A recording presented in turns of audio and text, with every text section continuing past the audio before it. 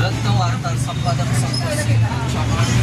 प्रथमतः भारतरत्न डॉक्टर बाबासाहेब आंबेडकर जयंती खरोखरच जे आहे सामाजिक कार्यकर्ते म्हणा किंवा इतर समाजसेवक म्हणा, खरोखरच यांची जी चळवळ आहे सविस्तर फार मोठी आहे. तर सविस्तर त्यांच्याकडून जाणून घेऊया प्रथमतः काय काय उपक्रम राबवलेला आहे. तर सविस्तर आपल्याला समोरासमोर दिसत आहे. तर आपण काय बोलणार आहे याविषयी?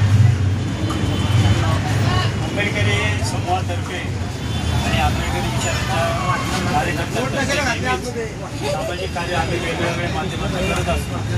हे करत असताना स्वारगेट पेट्रोल स्टेशनच्या समोर डॉक्टर बाबासाहेब आंबेडकरांच्या 135व्या जयंतीनिमित्त आणि 1 तारखेला भगवान बुद्ध हा कलिंगडाचा ज्यूस वाटपाचा कार्यक्रम आम पुणेकर पब्लिकसाठी ठेवण्यात आलेला आहे.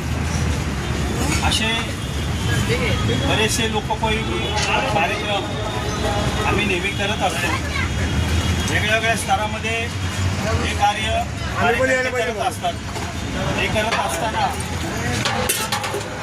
जो समाज हा असंघटित आहे किंवा ज्याला कोणी पाठलेलं नाही आहे अशा समाजाच्या पाठीशी उभं राहून किती कुठल्या बाबतीत सहकार्य करता येईल ही शिकवण आम्हाला महामानवांनी दिलेली आहे. त्यानुसार जे जे काय करता येईल समाजाच्या जबाबदारी राहील प्रत्येक कार्यकर्त्याची, त्या दृष्टीनं आम्ही नेहमी कार्यरत असतो आणि हे काम आम्ही करत असतो. असताना अनेक अडचणी येतात.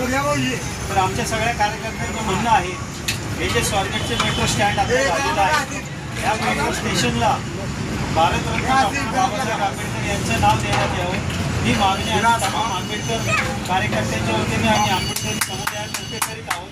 याची शासनाने नोंद घ्यावी आणि त्याप्रमाणे हे नाव देण्यासाठी त्यांनी योग्य ती पावलं उचलावी अशी आमची मागणी आहे आणि ती मान्य करण्यात यावी अशी अपेक्षा झाली पाहिजे.